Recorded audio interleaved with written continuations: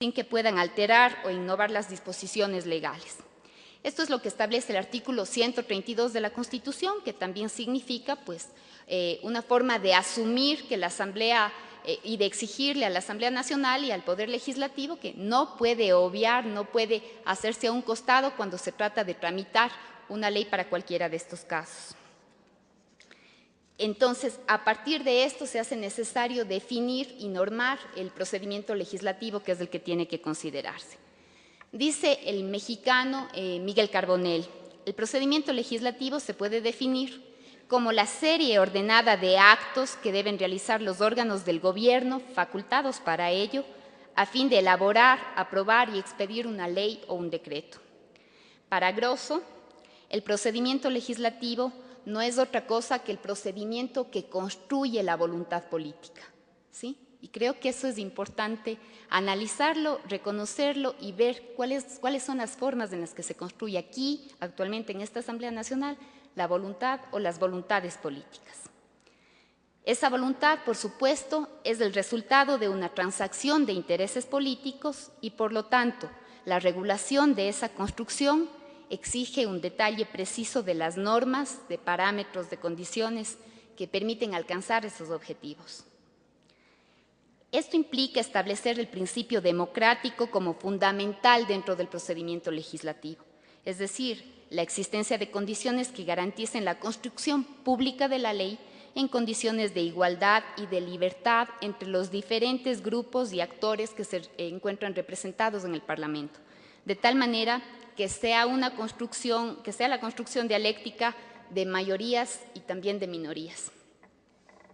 Cuando reconocemos el procedimiento legislativo como uno en el que la negociación política es fundamental, requerimos que se precisen también los momentos en los que existe una transacción o un acuerdo, para utilizar tal vez un término más saludable, un acuerdo entre el Poder Ejecutivo y el Poder Legislativo. Y al interior del Poder Legislativo también otro acuerdo, esta vez entre los diferentes grupos parlamentarios.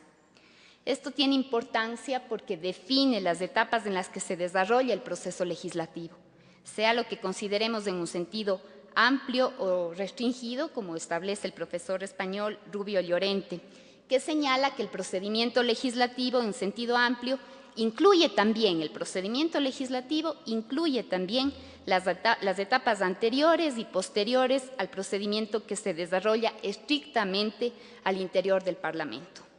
No es que la construcción de la ley inicia con el informe para primer debate o con la primera sesión de la comisión que reconoce el trámite de esta ley, ¿no? Que probablemente hubo con anterioridad algún procedimiento que tal vez no es el evidente, no es el formal, pero que también el anterior y el posterior indican las formas en las que se ha logrado aprobar y consolidar esa ley. Esta visión amplia del proceso legislativo del profesor Rubio Llorente también es acogida por Mercedes García Montero y señala ella que las tres etapas en las que este procedimiento se desarrolla son estas que habíamos mencionado: la etapa de iniciativa, la etapa consultiva y la etapa integrativa o de eficacia. La etapa de iniciativa, para hacer una breve mención a estas tres etapas. La iniciativa legislativa no es otra cosa que la capacidad de determinados órganos o funcionarios para presentar el proyecto de ley. Esta facultad está considerada principalmente para quienes conforman el Poder Legislativo y, por supuesto, también para la función ejecutiva, que tiene un papel protagónico en esta etapa del proceso legislativo, no solo por el hecho de que la gran mayoría de proyectos se generan desde el gobierno, sino también porque normalmente se han considerado determinadas materias como de iniciativa exclusiva del Ejecutivo. El artículo 134 de la Constitución del Ecuador señala que la iniciativa para presentar los proyectos de ley corresponde a los asambleístas, con el apoyo de una bancada o al menos del 5% de los integrantes de la Asamblea, a la presidenta o presidente de la República, en ámbitos de su competencia a las otras funciones del Estado, a la Corte Constitucional, la Procuraduría, en las materias que les corresponda de acuerdo con sus atribuciones, a las ciudadanas y a los ciudadanos. Yo creo que este es un tema fundamental que merece una fuerte reflexión. A las ciudadanas y a los ciudadanos en goce de los derechos políticos y a las organizaciones sociales reconoce esa posibilidad la Constitución cuando cuenta con el respaldo de por lo menos el 0.25% del padrón electoral. Y este debate o esta presentación se puede hacer personalmente o por medio de sus delegados, es lo que establece la misma Constitución, ¿no?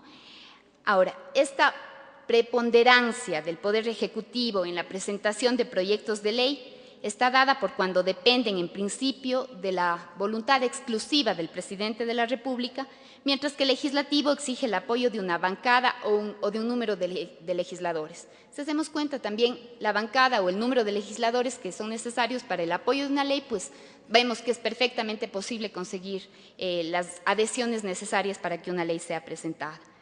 De otro lado, pues, y adicional a esto, existen competencias exclusivas en materia legislativa a favor del Presidente de la República, como por ejemplo en el tema tributario, o cuando se aumenta el gasto público, o cuando se modifica la división administrativa y política del país. También hay otras entidades que pueden presentar proyectos determinados, como por ejemplo los consejos provinciales, los consejos municipales. Pero hay otro tema y es el que estaba refiriéndome hace un momento, la iniciativa popular normativa, probablemente muy poco utilizada, tal vez muy poco desarrollada, tal vez vista como muy lejana, como muy difícil de plantear, ¿no? Esta está concebida como uno de los mecanismos de democracia directa que se reconocen en nuestra Constitución. Es una institución regulada en la Constitución de Montecristi a fin de facilitar el acceso que deben tener las personas a la propuesta de una ley. La razón que explica de por qué la iniciativa popular normativa no ha sido utilizada se relaciona, yo diría, directamente con la forma mucho más sencilla en la que una ley puede ser presentada, debatida, discutida, aprobada en la Asamblea Nacional. Si necesitamos del apoyo de 7 asambleístas, probablemente las organizaciones sociales reconocen más sencillo ese trámite de tener un acercamiento directo con el asambleísta para solicitarle ceder trámite a una ley propuesta o de interés desde allí, ¿no? De tal manera que esto resulta mucho más sencillo, más dable, más verificable que conseguir un respaldo ciudadano de más de 28.000 firmas. Sin embargo, la regulación de la iniciativa popular normativa tiene otras garantías y otras características en su tramitación, y son las que establece el artículo 103 de la Constitución. Se establece un plazo para iniciar el tratamiento del proyecto cuando proviene de la iniciativa popular, y este es de 180 días. Caso contrario, la propuesta por provenir de la ciudadanía, acompañada del número necesario de firmas, pues entraría en vigencia luego de los 100 días. Y también la iniciativa popular normativa restringe la posibilidad del veto total de esa ley desde el Presidente de la República. De ahí que resulta súper importante una iniciativa como esta, que ojalá podamos caminar hacia esa necesidad de que sean los colectivos los que presenten las leyes y los legislativos las que asuman esas leyes, como dice y establece la Constitución. Con 180 días de plazo, de otra manera entran en vigencia. Vamos a la etapa constitutiva en sí misma. Es el procedimiento legislativo, propiamente dicho, el que se desarrolla en la Asamblea Nacional, donde participan las comisiones, donde establece las decisiones del Pleno, y en el caso ecuatoriano, y de acuerdo a la ley que nosotros tenemos, pues es evidente, juega un papel decisivo el CAL, el Consejo de Administración Legislativa, y los ponentes de los proyectos, que son los que hasta la ley vigente pues recogen las observaciones del segundo debate, ¿no? Esta etapa constitutiva tiene algunas etapas, a su vez unas subetapas, que son primero la presentación, la publicidad, la calificación, tareas que de acuerdo a la ley pues tienen que primero ser definidas por el Consejo de Administración Legislativa. Aquí adquiere relevancia el CAL, que llamamos así. Conforme a la Constitución, pues se presenta el trámite al Presidente de la Asamblea Nacional, se distribuye a los asambleístas, La calificación del proyecto también es establecida por el Consejo de Administración Legislativa, que tiene allí una representación política de quienes conformaron bancadas. Y es importante, antes de que una ley sea calificada, pues se hace una validación o un chequeo de cada uno de los requisitos. Que la ley se refiera a una sola materia, que contenga exposición de motivos y el articulado, que cumpla con los requisitos que ya están definidos en la Constitución de la República y los que la ley establece sobre la iniciativa legislativa.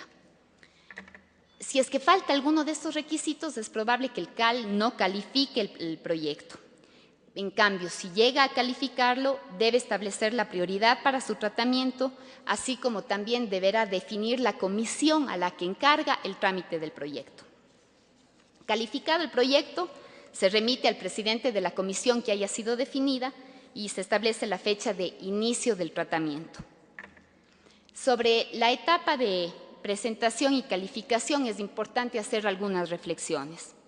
Uno de los requisitos que resulta más complicado de verificar es aquel que tiene que ver con que el proyecto de ley verse sobre una sola materia.